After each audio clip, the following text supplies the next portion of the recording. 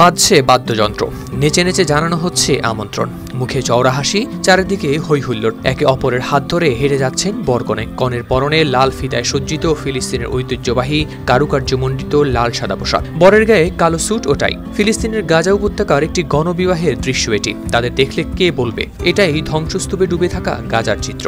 শত হতাশা, ক্ষুধার কষ্ট ও বিপদের ঝুঁকির মাঝেও যারা খুঁজছেন নতুন আলো। 2 বছর ধরে ইসরায়েলি বাহিনীর হামলায় ক্ষতিগ্রস্ত ভবন ও ধ্বংসস্তূপকে পেছনে রেখে এভাবেই গাওয়া হয় নতুন জীবনের জয়গান।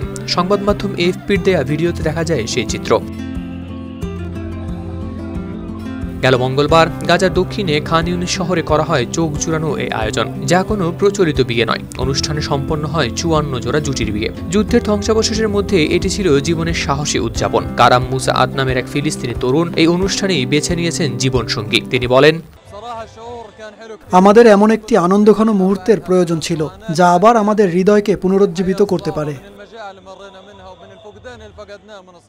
ইসরায়েলের হামলায় গাজার সর্বত্রই এখন ধ্বংসস্তূপ। তার উপর লাল গালিচা বিছিয়ে বানানো হয় অস্থায়ী মঞ্চ। বাদ্যের তালে তালে পা মিলিয়ে একে একে মঞ্চে ওঠেন হবু দম্পতিরা। ঐতিহ্যবাহী পোশাক পরা কনেদের হাতে ছিল লাল, সাদা ও সবুজ রঙের ফুলের তোড়া। 3 ধরনের ফুলের মাধ্যমে ফিলিস্তিনের পতাকা ফুটিয়ে তোলা হয়। তাদের পাশে ফিলিস্তিনের ছোট ছোট পতাকা উড়িয়ে হাঁটছেন বরেরা।